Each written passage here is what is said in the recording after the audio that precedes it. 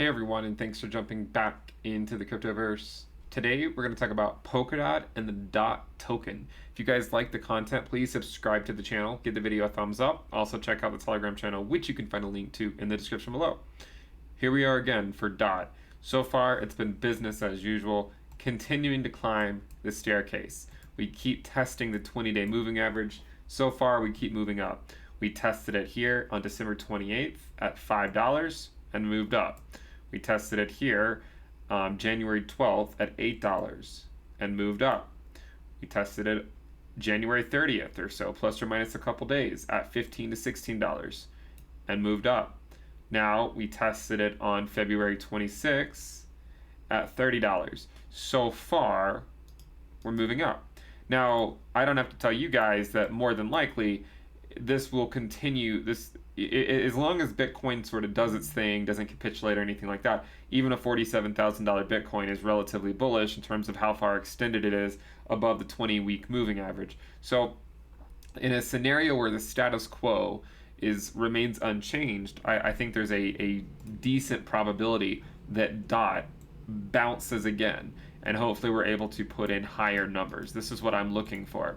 Now, we know that there's no free lunch, and the risk, as always, is a Bitcoin capitulation would, of course, send us below the 20-day moving average. But so far, we tested it here and moved up, test it, move up, test it, move up, another test, and we've started to move up. Now, we have to check in on the Bitcoin valuation because we've been discussing at length how well it's emulating what Ethereum did back in 2015, 2016, when Ethereum made this very similar move. So let's switch this over to the daily time frame so we can easily compare here. You can see that Ethereum had this move back in 2015, 2016, launch in August, bleed in Q4, back up in January, and breakthrough in February. DOT so far is on the same trajectory, right? Launch in August, bleed in Q4, up in January, and then breakthrough in February, and it is continuing to subtly move up. It's not moving up in a like a spectacular way. It's not moving up where everyone is necessarily FOMOing into DOT. Other coins like ADA are stealing the show for the moment, but you can see that DOT is still very much on the same path so far that Ethereum was against Bitcoin way back when.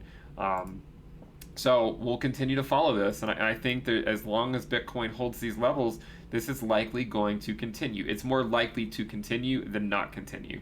It's not financial advice, of course, but it's more likely to continue than not continue. And if you look at the DOT Ether valuation, it's interesting because it also is basically doing the same thing, which is somewhat impressive. Not only did it perform the same way against Bitcoin, but also Ethereum. And one of the main things that I like about the cryptocurrencies that I hold are, generally speaking, that they need to be not only outperforming Bitcoin, but they also need to outperform Ethereum because they would likely have more downside risk.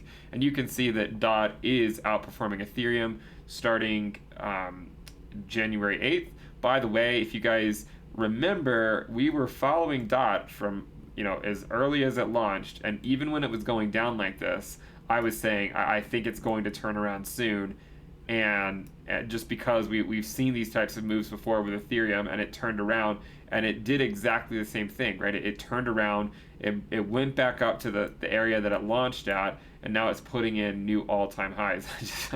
I just realized I drew a face by accident. But anyways, and now it's moving up to new all-time highs essentially with its DOT Ether valuation.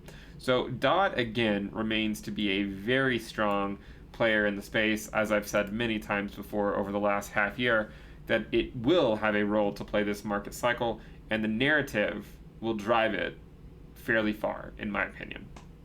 So hopefully this information is useful. Now, the reason why I think that there's a decent chance this move continues is because I'm sort of hoping that Bitcoin doesn't capitulate to the 20-week moving average and can hold off on doing that for at least a few weeks. If it does, I'm looking to see another altcoin surge, which would be very nice, as I'm sure many of you guys would agree about that. Regardless, if you guys like the content, make sure you subscribe to the channel, give the video a thumbs up, check out the Telegram channel, which you can find a link to in the description below. Remember, there's the premium list sale as well. You can find a link to that in the description below as well. You can sign up to lock in the low rate. Make sure you guys subscribe. I'll see you guys next time. Bye.